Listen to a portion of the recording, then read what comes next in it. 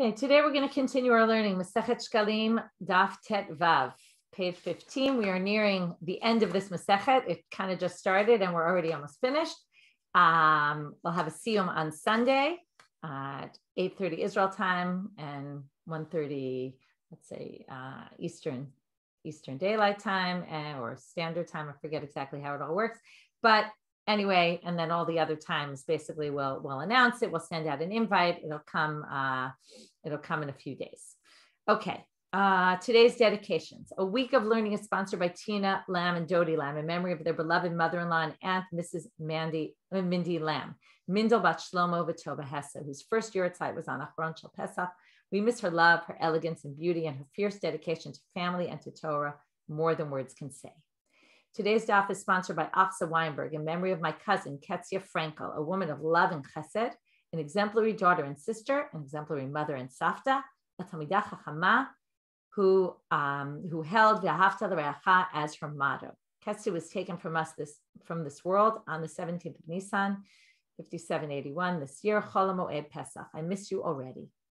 And by Tamar Orwell in honor of Shira and Chamutal. With gratitude for your spirited and joyous learning and teaching Talmud and for bringing the conversations, dilemmas, personalities, commentaries, and lessons from the pages in compelling ways, both fun and serious. And by Gita Neufeld in honor of our intrepid Dai and the cookbook crew for enhancing our physical enjoyment of the Chag, while the Hadran Shir enhanced the spiritual side. Things are always better with the daf and chocolate. Thank you for that cookbook. I enjoyed some of the recipes from there too. Okay, we will start with our really interesting daf. Already yesterday, we got to a lot of interpersonal issues and business dealings and all that. Today, we will continue. We're going to finish off the beginning part about the nisachim, which are maybe a little more tedious. And then we're going to move on to all sorts of interesting things, including what's the best way to give tzedakah, how to treat people who are blind in a respectful manner, all sorts of interesting things where sometimes you feel like the rabbis were a little early in their time and really foresaw what took people to only in the last number of years really understand. Okay, let's start with the Gemara at the bottom of Yudavid Amud Bet. So we saw the way it worked in the temple. People would go and they would give money to Yochanan. Again, this was just describing a certain blip in history where Yochanan was the one in charge and Achia was in charge of the Nisachim. So you would give money to Yochanan. He would give you a token. You would take that to Achia and he would get, right, I think it's Achia. Yeah, Achia. And he would give you the nisachim, the wine, the oil, and the flour that you needed for your offering. And again, it depended what kind of animal you had. So we saw there were 4 types of tokens: egel, right, cattle; zachar, which is the ayil, the ram, which is a sheep in its second year, a male sheep; a gedi, which is everyone else for the sheep goat family; and a chote, which is a metzora. The metzora, what was the difference in the metzora? So a regular gedi, anything in that family, you would bring 3 log of oil. When it came to the metzora, he needed more. He took 2 kvasim, one for an olah, one for an asham, a guilt offering and a burnt offering. And he brought a kivsa, a female sheep, for a chatat, a sin offering.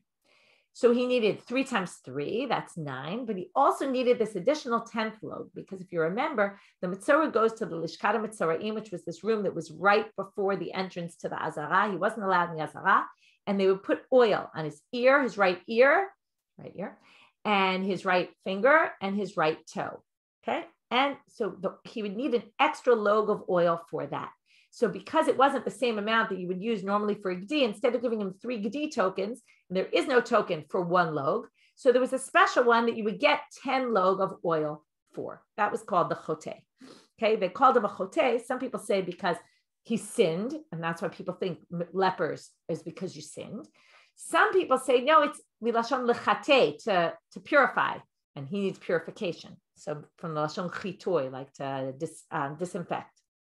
Right, in our language, it means disinfect. There it meant to purify. Then, as I said, there was a difference between the chotei dal and the chotei ashir. Because the chotei dal, what would he need? He only brought one animal and 2 birds instead. The olah and the chatat were birds. Only the asham was brought with a sheep. He would need 3 log for the sheep, plus 1 for the oil, the extra oil. So he would need 4 log. So that one was a 4 log as opposed to everything else, which was either 3, 6, right? 3, 6, or 3, 4, or 6.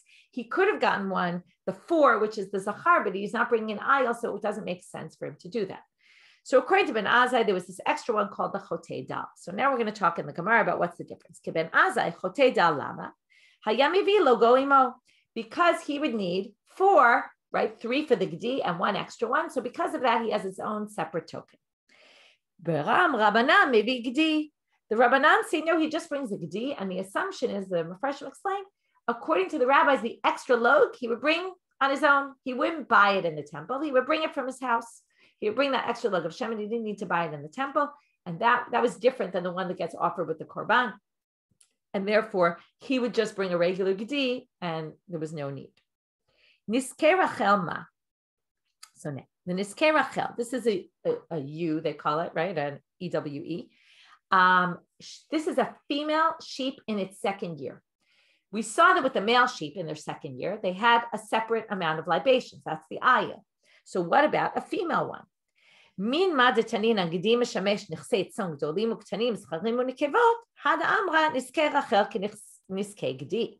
Because it says that the gdi, it says in the Mishnah, it works for males, females, any age, except for the ram, it said. Therefore, it must be the U gets its own, is part of that whole, it doesn't have anything separate. It's just part of the general, of Gdi.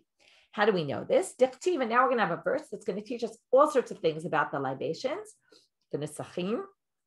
And one of them will be that the Rachel is exactly treated the same way a baby lamb would be treated, or a sheep, right? Then when it gets to its second year, it's called a Rachel. It's treated the same in terms of the libations. But before that, we're going to get to all sorts of other things that are learned out from this verse. This is a verse in Parshat Korach, which is right after the whole Korach incident. There's a whole section all about the libations. This is what you should do for the bull, the one or the ox, and the ram echad, o laseh b'kvasim, o ba'izim. Okay, this says the female, and the kvasim is right, general sheep, and the izim are the goats. L'shor ha'echad lama ne'emar. Why does it say to the one shore? Magid shelo chilek ben niskei egel l'nichsei shor. It's to teach you there's no difference of the age between these. These are all treated the same, right? All the cattle are the same.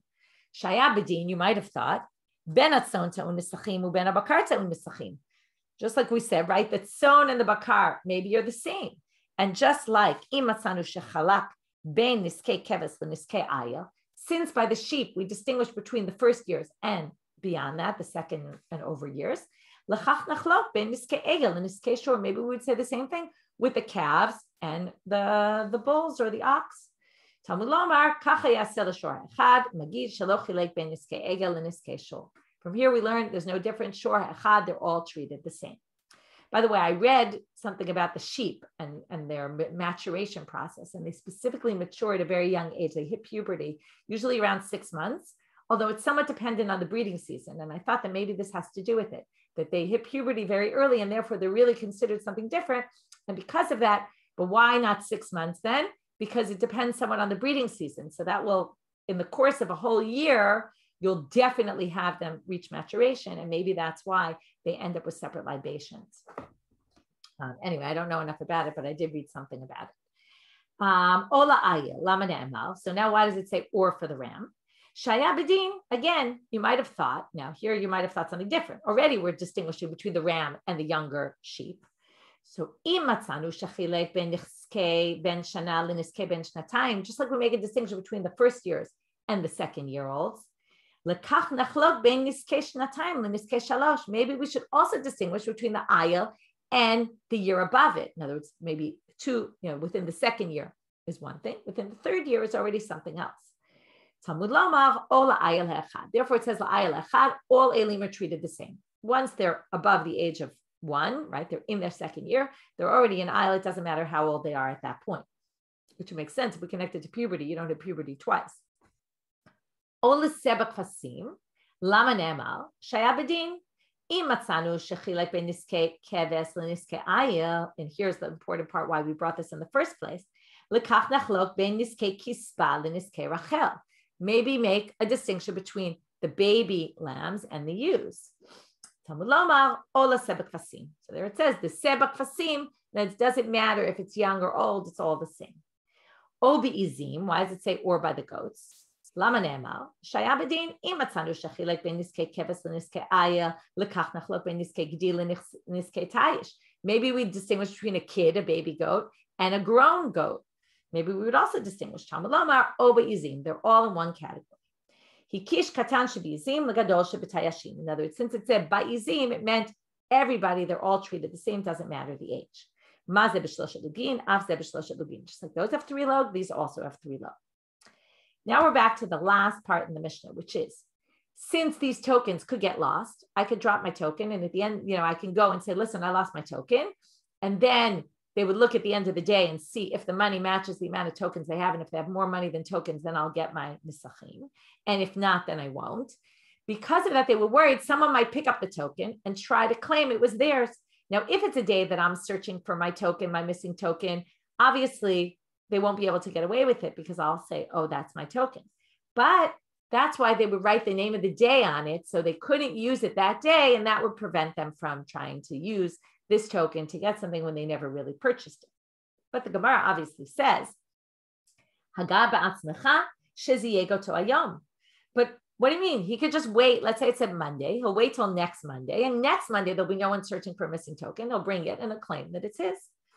So Shem Mishmar Katuv Alav. They didn't just write the date, the day of the week. They also wrote the Kohanim that were working in the temple. If you remember, they worked 24 mishmarot, so twice a year they were working in the temple, plus the holidays. But the name of the mishmar was based on those twice a year that they were working. So they write Monday, mishmar so-and-so. And then if you tried to bring it next week, everyone would know it's not legit anymore, right? It's not today's token.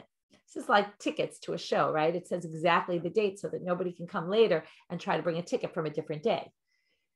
So now it says, but that's not going to help because if somebody really wants to cheat, what will they do? They'll save it to the next time, half a year from now, when that mishmar comes up again. Shiziego to mishmar. You can go and cheat the next time that mishmar comes up and go on the Monday of that mishmar and claim it's his, and no one will know. So Shem Hayom, Shem Shabbat, Shem Chodesh Hayakatuv Alehim. It said the name of the day, the name of the week, and the name of the month, and that would prevent people from doing it. I assume they think from year to year it's not going to happen.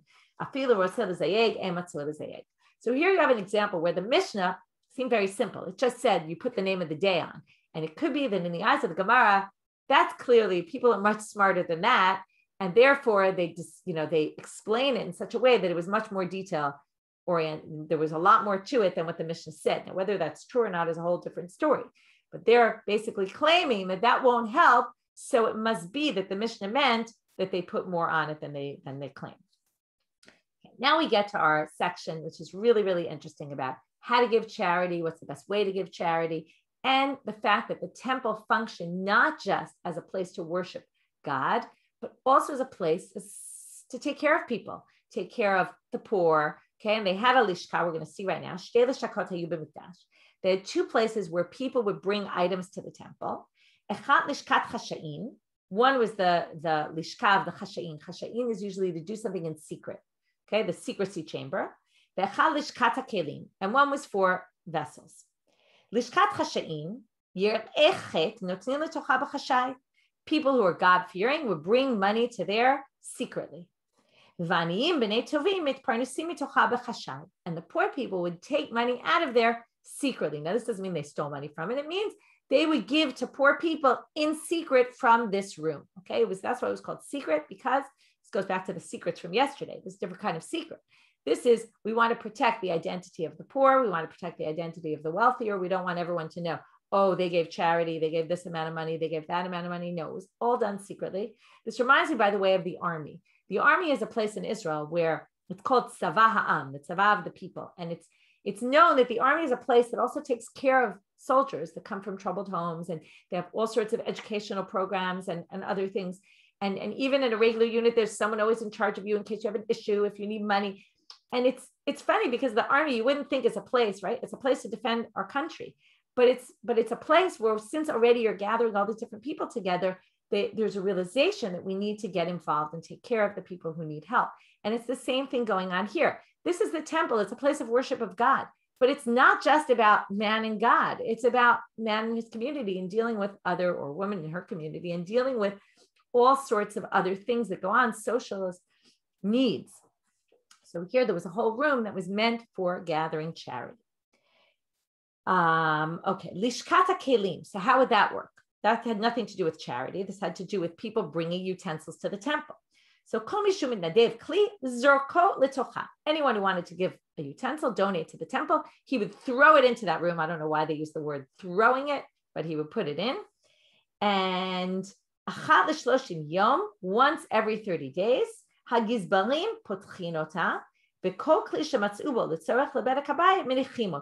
so once every 30 days, the treasurers who we learned about yesterday in this hierarchy of jobs, they were the lower ones on the list. They would go into this room. They would sort the kelim, the utensils. They would say, okay, this we could use in the temple for something. This we can't. So anything that they could use, they left there in the room, and it was like a tool shed kind of thing. Anything that wasn't useful in the temple it's not only tools, by the way, I just kind of use that term, but obviously we need bowls and spoons and things like that. But everything else that wasn't useful was sold, and the money would go for temple upkeep. So it was kind of a donation room where some of the things were used for their exact needs, and some of them were just sold and the money went to the temple. Now the Gemara is going to start off all sorts of stories about charity giving. Rabbi Yaakov bar Idi, Rabbi Yitzchak bar Nachman, Havu Parnasim. They were Parnasim. We talked about that yesterday. The people didn't want to be Parnasim, right? They would give out the money. V'havin Yatvin leRabbi Chama Avui de Rabbi Yeshaya Dinar. They would give Rabbi Chama, the son. By the way, you see there were two people who were in charge of giving out the money, like we saw yesterday. It's important to have two people. They would give money to Rabbi Chama, the father of Rabbi Yeshaya, a dinar. That was the amount of money. He would then give it to the people who need it.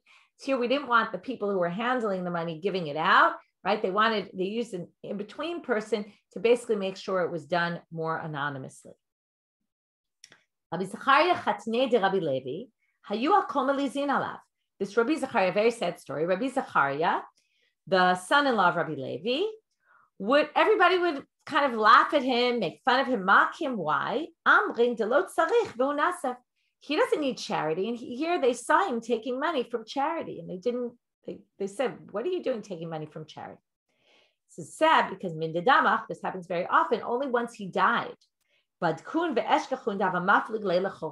would take money from charity and he would divide it up among all the people who needed it. He didn't take it for himself, but unfortunately they only found this out once he was no longer alive. And during his lifetime, they mocked him and they thought he was taking charity for himself.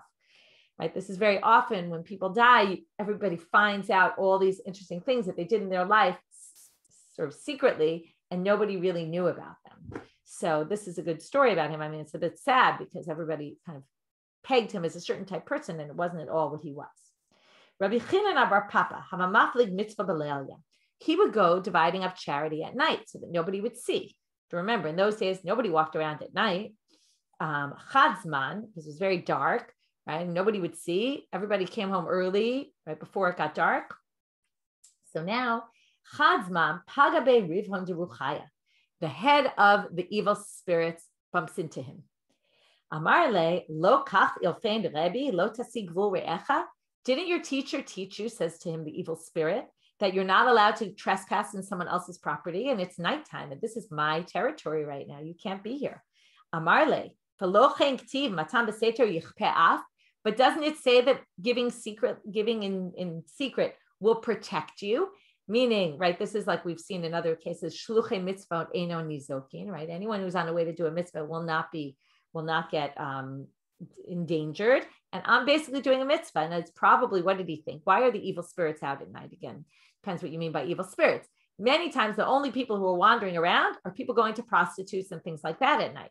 So that's why the evil spirits are around, to kind of get those people. And he didn't realize that what he was really doing was a mitzvah. And he's trying to say, I'm not out here for the reasons you think I'm out here for. I'm actually giving charity, and that protects me. The evil spirit got scared of him and ran off. Amar Rabbi Yonah. Here's a really good line. Ashrei notein dal ein ktiv kan. They're quoting a verse from Psalms, from Tehillim. And it says, it doesn't say Happy is the one who gives to a poor person. Ela ashrei maskil. It doesn't just mean happy, but it means, right, good things will come to someone who does this. Ashrei maskil eldam. Happy is the one who is smart. It thinks about. And what does he think about when he gives money? How to give the money properly. And this is really, really important, right? It's a challenge how to give money to someone without making them feel low and bad, that they need charity. Has to be done and handled in a very sensitive way. It's someone who looks at the mitzvah and says, how can I do this properly? And it's not just about giving it secretly, but we'll see. What would he do? He saw someone, I don't know exactly how you translate ani ben tovim, but a poor person who was the son of good people who lost all of his money.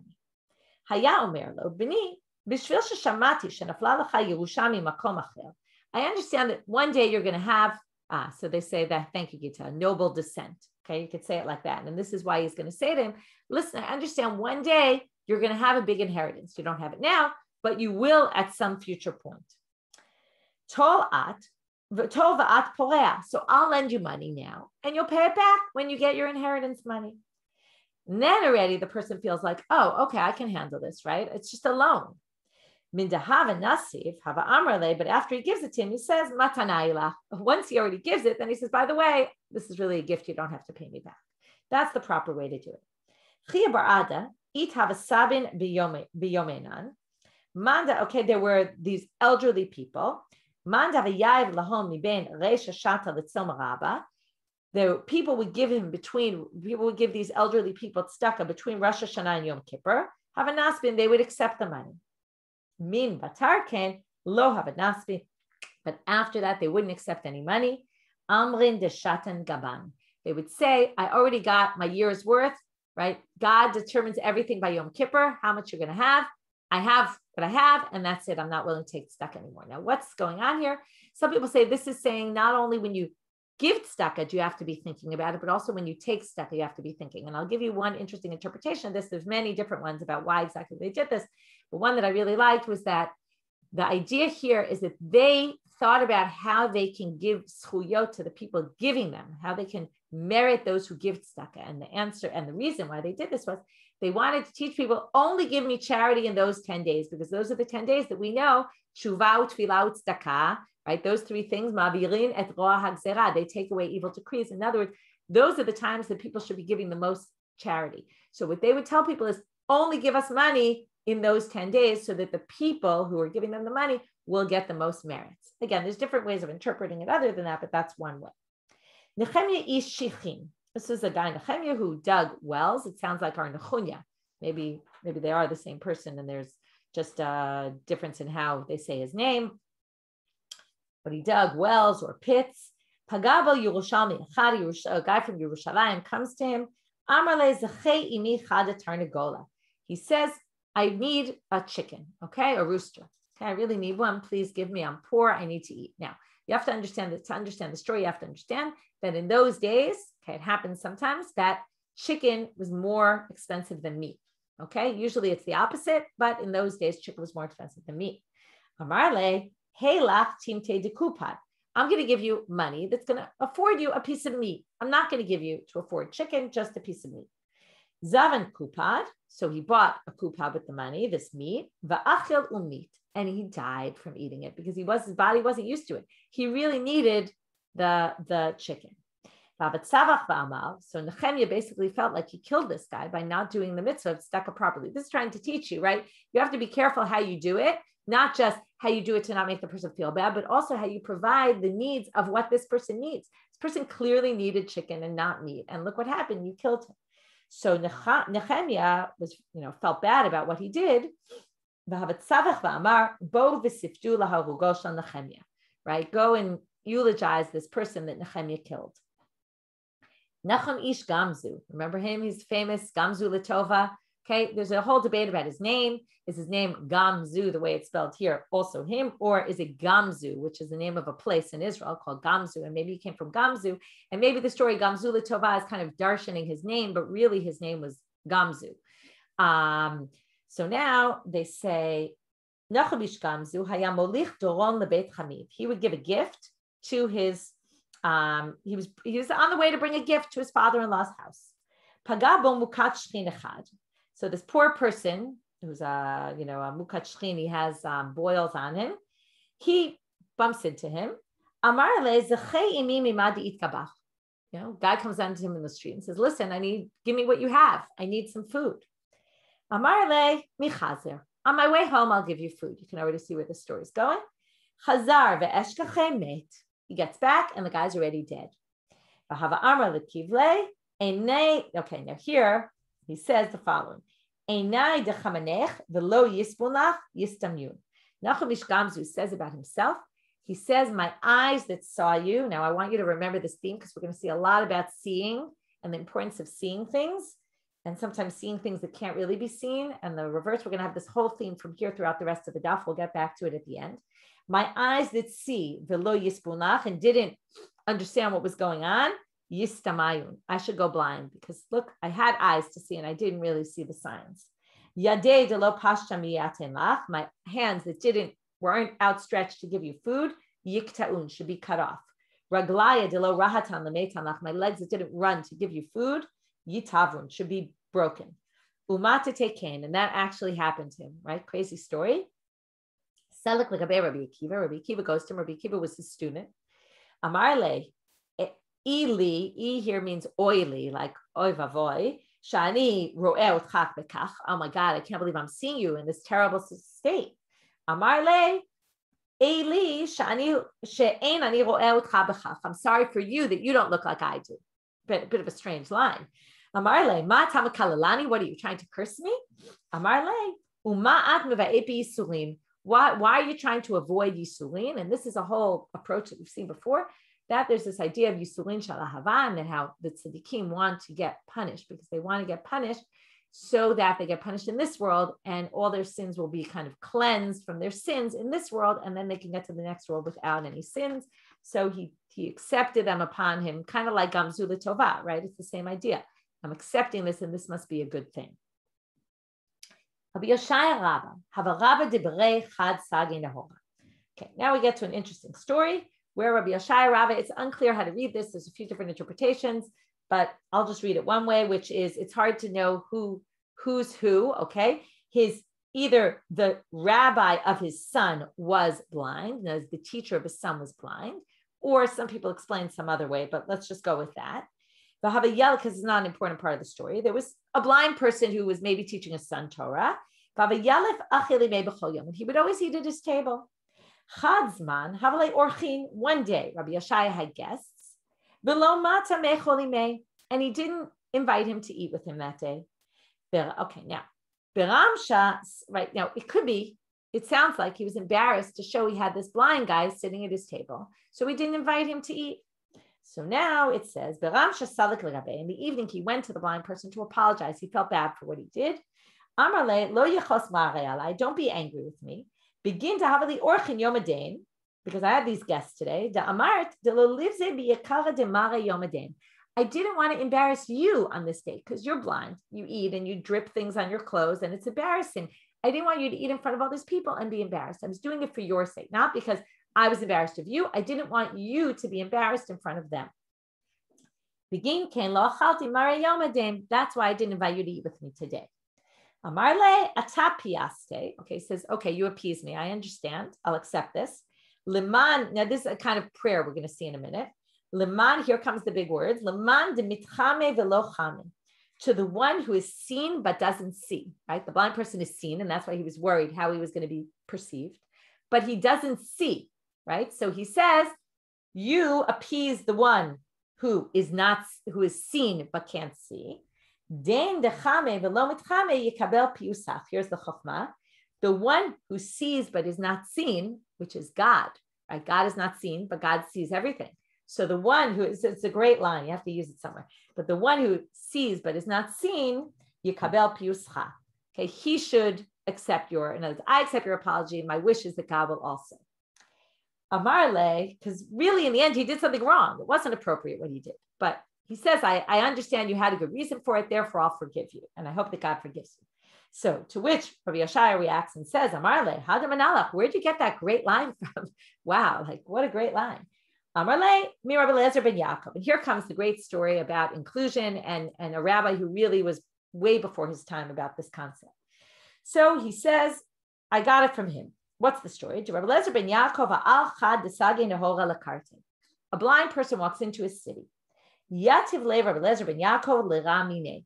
He seats him below him, okay? This is a way of giving him respect, okay? There was a way of seating, and he gave him a respectable seat, okay? Why did he do this? Sorry,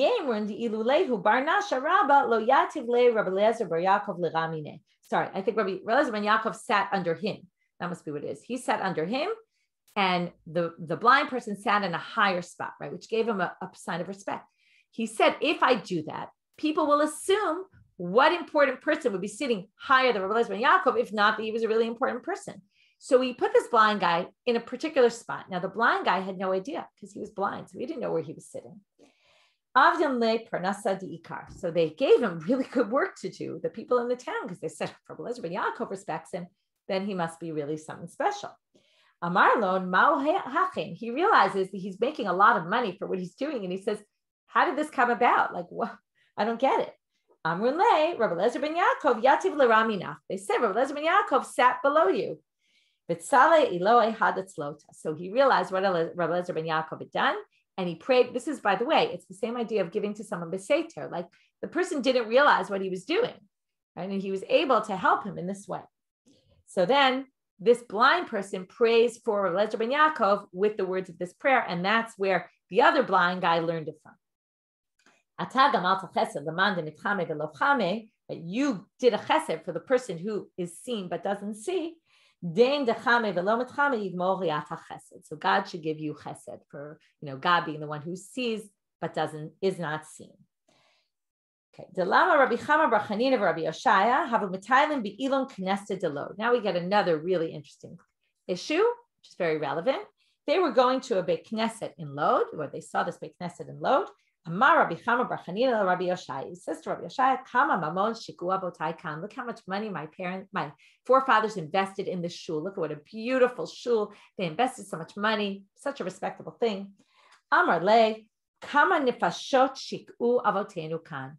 Says, how many people sunk in this money that you invested in this? Okay, he's using the same word shiku, which means to invest, and he's using it to say lishkoa is to sink. You sunk tons of people by spending. Your father sunk all these people by what? Why lo havet ben bnei nash alam ba'oraita?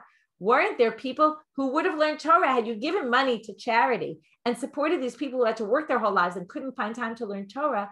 You would have increased Talmud Torah. In other words, don't spend your money on buildings and making fancy buildings when you can use that money to go toward giving charity, right? And specifically with a twist toward so people can learn Torah. If you give them charity, they'll be able to learn Torah. But also with this issue of charity, and this is definitely something that, is a big debate. Is it worth investing to have a beautiful shul? It's respectable. And by the way, this is coming up in Masechet Shekalim, which is all about the temple, right? We have gold in the temple and all these other things, but this is a bit of a critique. Don't spend your money on fancy things when there's people who need that money and they can do things like learn Torah with it. This, by the way, is also in the rabbi's world. Torah was central. In the temple world, the temple was central. So you could see why also in the time of the temple, they didn't value learning Torah as much as they did later when they didn't have any temple anymore. So it's just an interesting question. Rabbi Avon Avid Ilin Tare, the Sidra Rabbi, he built the gates of the big Beit Midrash.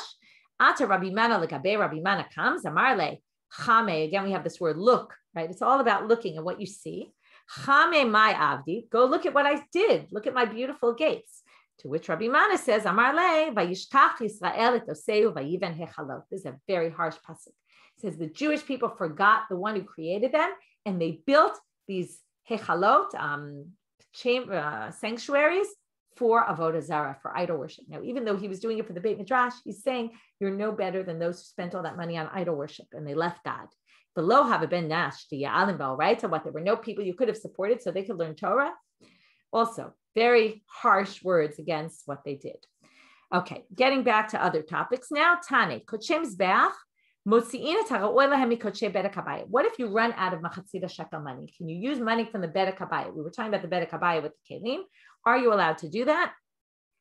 Doesn't it say in our Mishnah? Oh, sorry, I skipped a line. But you have to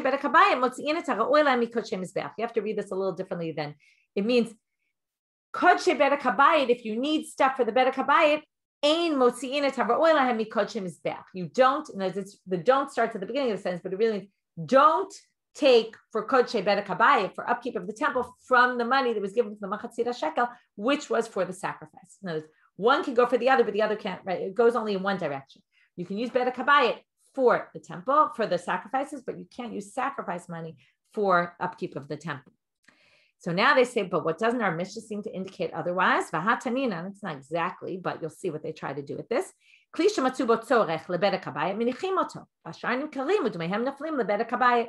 you have these extra kelim that you can't use in the temple, you sell it and it goes to bedek habayit. Now, bedek habayit money can be used for sacrifices, and theoretically it should have said, or you can use it for sacrifices. So what it means is it goes into the lishka, the area where you have the money for the bedek habayit. And if you end up needing that for sacrifices, great, you need it for sacrifices. And with that, I see some questions in the chat about, what about Hidor Mitzvah and making a shul nice? It's not to say it isn't. It's just saying this Gemara is critical of people who do it. It also depends on what community you live in and how many poor people there are. I mean, obviously, there's always poor people in the world that you can be supporting. This Gemara is basically showing the other side of it. And maybe because we're talking about the temple and how much gold and money they collected and how much money was used there, they're trying to say, don't forget. And that's why we have this whole thing about the lishka in the Beit Mikdash.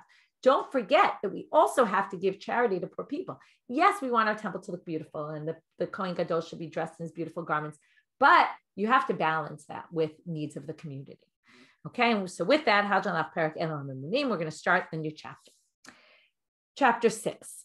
Halacha Aleph. Shlosha asar shofarot. The common denominator between these next two things is just numbers. And this is Mishnah, mnemonics. Right? They used a lot of mnemonics to remember things. There's 13 shofarot, where they would collect money in the temple. Shlosha asar shulchanot, 13 tables in the temple. Shlosh esrei shtachavayot. There were 13 places where they did protestations, bowings. We're going to see in the upcoming Mishnayot what all these 13 were, so we're not going to talk about that today. Shabbat Rabban Gamliel v'Shabbat Rabbi Chananya Skana Kohanim. Remember him, Rabbi Chananya Skana Kohanim. Hayum Shachavim ba'arba'as. Their families would bow in 14 places. Okay, instead of telling us where all of them are, because we're going to get to that, where's the extra one? And this is going to get us on our topic for the rest of the daf. Keneged Dil Ha'etzim. It was in the room where they kept all the wood for the altar. Why there specifically? Sheken Misoret Bi'adam. They had a tradition in their families. Mavotehen. Shesham ha'aron nignaz. That's where now the Aron Kodesh, which we'll see exactly what was in the Aron was in the first temple. It wasn't in the second temple. The whole big question is going to be the debate in the rest of the daf, or part of the daf. What happened to the Aron after the first temple? Did it get taken by the Babylonians? Was it hidden somewhere in the temple? If it was hidden, where was it hidden? We're going to see three opinions. So according to them, their Masorah it was hidden underneath this room where they put all the wood. And by the way, the Kohanim who were blemished, who couldn't work in the temple, would go through the wood, sort through and make sure there were no worms in there. Because if there were worms, it wouldn't be allowed to be used on the altar. So that's what they did in that room. And somehow the Aron was under there, hidden under there. Masebet, right? This next rest of the daf is like a scene out of Raiders of the Lost Ark, 100%. Okay. So it's going to be that the Aron is hidden somewhere and has these magical powers. We're going to see how did they know it was under the Dir Ha'etzim. So we're going to see now. Maaseh b'kohen echad. There's going to be a bunch of stories about this. There was a Maaseh and one Kohen. Shayam mitasek. He was just busy doing whatever. V'ra'at haritzpa shimashuneh mechavalotea. All of a sudden he saw this area on the floor that was different from all the other areas on the floor. Bava amar l'chavero. He went to go tell his friend, look, what's going on here? There's something different. Lo ispik ligmor et hadavar ad sheyatzta nishmato. Before anything happened, he could even show his friend the spot. They didn't want anyone to see it. He died, okay? Because he couldn't tell over the secret of where the Aron was. Obviously, this was a little bit different because that's where they had opened the ground, put the Aron under the ground, and he died. In other words, he died so that they would never really know where the Aron was. Okay, Tani. Back to the Gemara now. We'll start for a quick second and then we'll move right back to the Aron. Hashafarot halalu akumot hayu tzarot milamalan ulchavot milamata. We discussed this already. They were narrow at the top, wide at the bottom. Mipnei hamaim. Again, we're always worried about misuse of money so that no one can put their hand in and take the money out. Tani b'shem Rabbi Eliezer. We're now quoting a Tosefta Masechet Kelim. In the name of Rabbi Eliezer, they say Ha'aron gala imahem leBabel. Here's a different approach. He says the Aron was taken by the Babylonians. My timer, because it says lo yivater davar amar Hashem. God said nothing is going to be left. What is davar? Ein davar ela shadibrot letocho. It's where the 10 Commandments are. Davar dibrot. That's what it's referring to. V'chein omer, another pasuk. U'lechuvat hashana shalach hamelech Nebuchadnezzar v'yibi'eh bavela im klei chemdat beit Hashem. He brought it to Bavel with the klei chemdat, the special kelim of Hashem in the Beit Hashem. Ezu klei chemdat beit Hashem zeh ha'aron. Obviously, what's the most beloved? It's the Aron. So that's where the luchot were. Amar Rabbi Shimon ben Lakish Omer. Bimkomo haya ha'aron nignas. Third opinion. Right. One is under the Dir Eitzim. One is it was taken by the Babylonians. One is right. It was plundered basically. The third is that it was buried in its place. The Aron was in the Kodesh Kodashim. It was buried underneath the Kodesh Kodashim. Hadau dichtiv. How do we know this? It says vaya'arichu habadim. Here, remember about the seeing and not seeing. Here we go. Vaya'arichu habadim. This is the poles that they would carry the Aron on. They were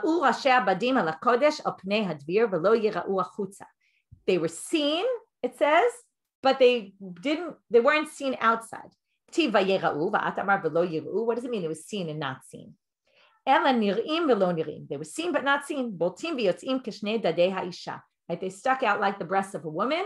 Okay, there was like a thing on top, and they jutted out from the parochet, but so you could see them jutting out, but you couldn't actually see them.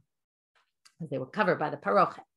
The Rabbanan Amre, B'lishkat dir ha'etzim haya ha'aron ganuz. They say, right, the rabbi said, this goes back to what we saw in our Mishnah, it was in the wood, the room where they had all the wood. Maseh b'kohen acha ba'amum, this is what we saw in our Mishnah. Shaya omer u'mefatzel etzim b'lishkat dir etzim, v'ra'ah, right, he was basically splitting wood. V'ra'ah ha'ritzpa shu mishtane mechaverotah, saw one part was different, ba v'amar lechavero, right? This is mishtane. This is different from the others. He died so that no one would ever know where it was. Tane Rabbi Yoshaya, a different version is he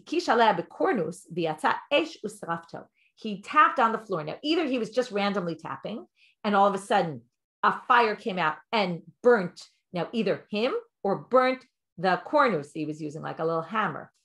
Some people say he was tapping to see is it hollow. He was actually looking for something. Okay, he had a sense that the Aron was there and he was checking. So anyway, two ways of reading this story, and this is already a different version of a different story. You can see how many stories there were. Like I said, it really sounds like a Raiders of the Lost Ark. Tane Rabbi, right? Obviously, Raiders of the Lost Ark is based on these, right? It comes from these texts.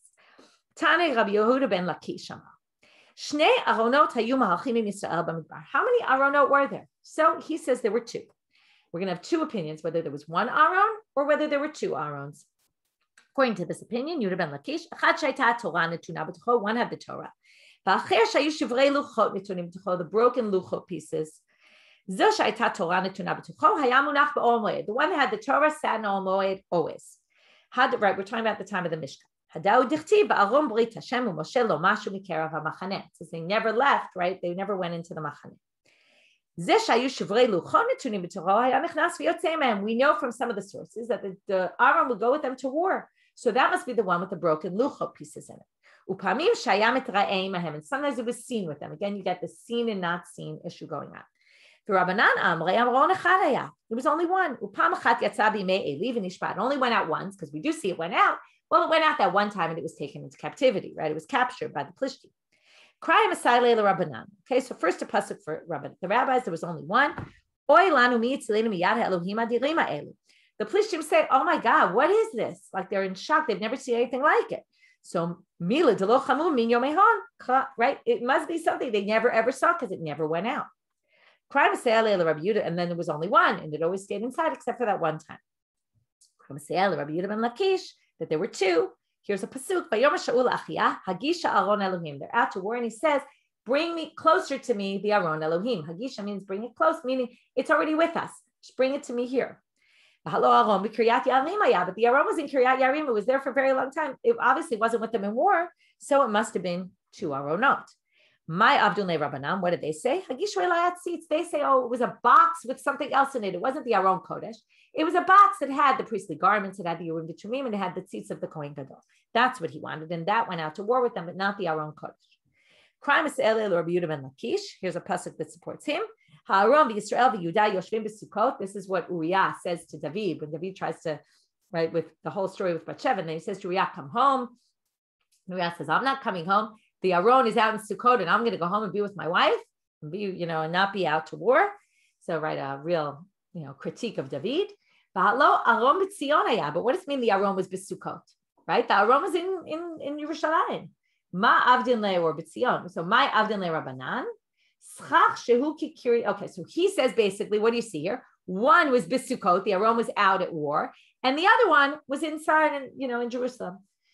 Although it wasn't really in Jerusalem, then whatever. Okay. Anyway, so Rabbanan, my avdin le Rabbanan. What do the rabbis do with this? Sukkot doesn't mean it was out in a hut. It means it wasn't in its permanent dwelling, which means because it wasn't yet a Bein HaMikdash, because we're in the time of David HaMelech. So there you have the other approach that it was really only one, and he doesn't really mean literally it was out in the wild. No, it just doesn't have its permanent abode, and that's why I'm not going home to my wife. Okay, I just want to add one little thing about the seeing and not seeing, and I think this has a lot to do with the temple, because the temple is all about, there's parts of the temple we can see, and there's parts of the temple we can't see. And it's not so easy for people. They want to see everything, and they want to get everywhere, and not everyone's allowed into every area. There's Kodesh Kodeshim, and there's all sorts of interesting aspects that, yes, there are things we see, but there are also things we don't see. And we always have to be cautious. I saw someone wrote also about this, Dam L'Chaf Zchut. It's the same idea with right? You never see what's going on in someone else's life. You should always be sensitive to the other because you don't really know what's going on. And that's just a good moral lesson that they're trying to get out of here, and using the temple as a model for that, that you don't always see everything, and you don't have to always see everything, but you have to understand that you're not seeing everything and that you don't see the whole picture. And you can go with that many different places. So with that, we'll finish for today. Some food for thought. Have a great day, everyone.